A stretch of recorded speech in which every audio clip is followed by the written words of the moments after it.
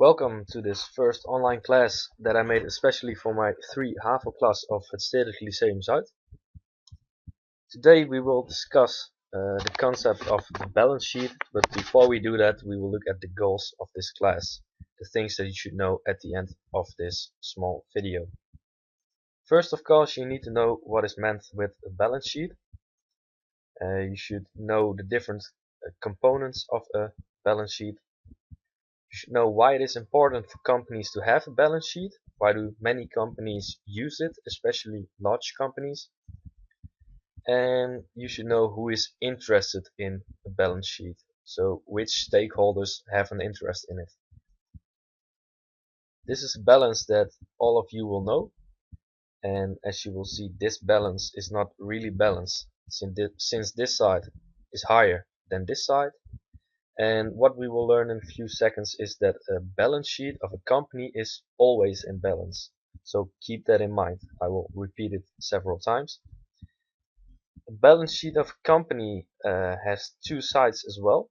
On the left side there is a list of all the assets that a company has, while on the right side is a list of how these assets were financed. And as I said already, both sides have the same weights, and I will repeat it 5 more times just to bore you. The balance sheet, and I wrote the word Dutch in here because this figure is the Dutch way of showing a balance sheet. In your business studies books they use another way, but please, for your test and also for the rest of your life, please remember this Dutch way of writing. And to illustrate this we will use the Coca-Cola company again, because everyone knows what this is. On the left side, as we said, you have all the assets, and we can divide the assets in fixed assets and current assets. Fixed assets are usually in the firm for a really long period, for at least 1 year, but most of the time for even like 10 or 20 years. And an example of this might be the factory, so the building of the factory. This will be in the firm for maybe 50 years. Another example might be, in this case, a Coca-Cola truck, because it's also not meant for sale and it is used for several years within the company. The second type of assets are current assets, and current assets will be in the company usually for less than a year, and it is easy to transfer these assets into cash, and also cash itself is a current asset. So one example that I show here are inventories. Usually you can sell them within 1 year and then you have cash. And as I said before, cash itself is also a current asset. Well, so far about all the assets. Now we look at how these assets were financed. First of all, some part is equity. And equity, we mean the money that the owners of the firm put in the firm. So it's money from the owners themselves. And also if the company makes a profit, part of this profit can become equity as well, if not everything is paid out as a dividend. Then there are long-term liabilities, and those are liabilities over a period of more than 1 year, and it can be for 20 years as well. And the most important example, the most well-known example, is a mortgage, same as with a house. And there are short-term liabilities, and short-term liabilities have to be paid within 1 year. And a good example of this is a creditor. So for example, if you bought some materials from your supplier, but you can pay him back at the end of the month, this is a short-term liability. It is a liability, but you have to pay it back pretty soon. Well, another example, you see that we have the same categories over here, but this time with some numbers, and we see that the total total assets amount to 500 euros. On the right hand side we have some information as well, but we don't know the amount of equity and we don't know the total amount over here. Is that true?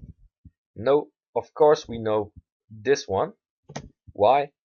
Because a balance sheet, as I said, is always in balance, which means that the left side is the same amount as the right side.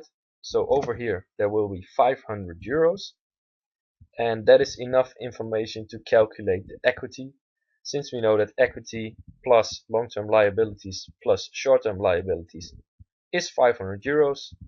Then we know that equity is the same as 500 euros minus 125 euros minus 200 euros, which results in 175 euros.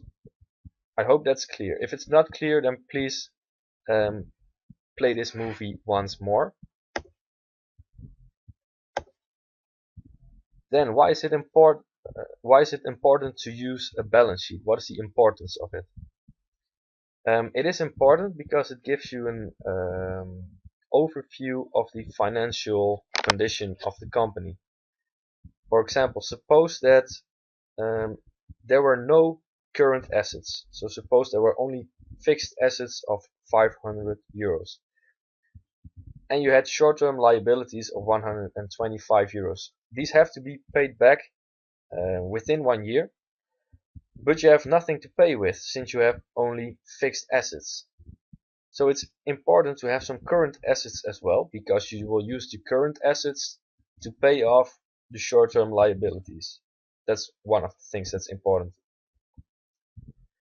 What is also important, if there is no equity and there are only liabilities, then the financial condition of your business is not that strong. Then you have the owners have no money themselves, which is of course a problem.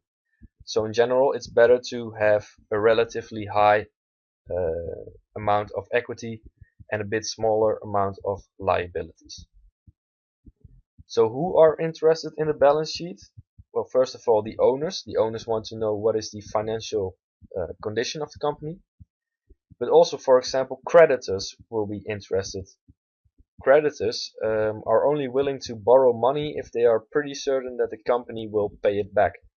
And the same goes for banks. So banks will also look at a balance sheet, and if they see that there is a small chance that a company will pay back its liabilities, then banks are not willing to borrow any money anymore, which is of course a problem for a company if it wants to invest.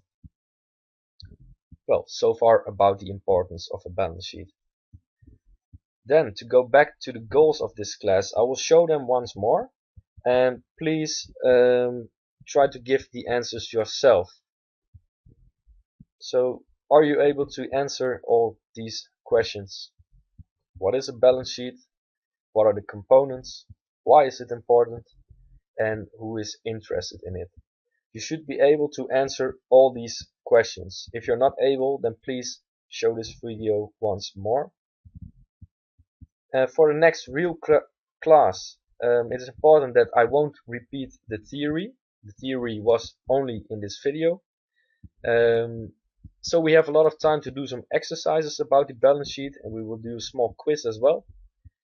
Make sure that you bring the paper including your notes on this video, and show me this paper when you enter the classroom the next lesson.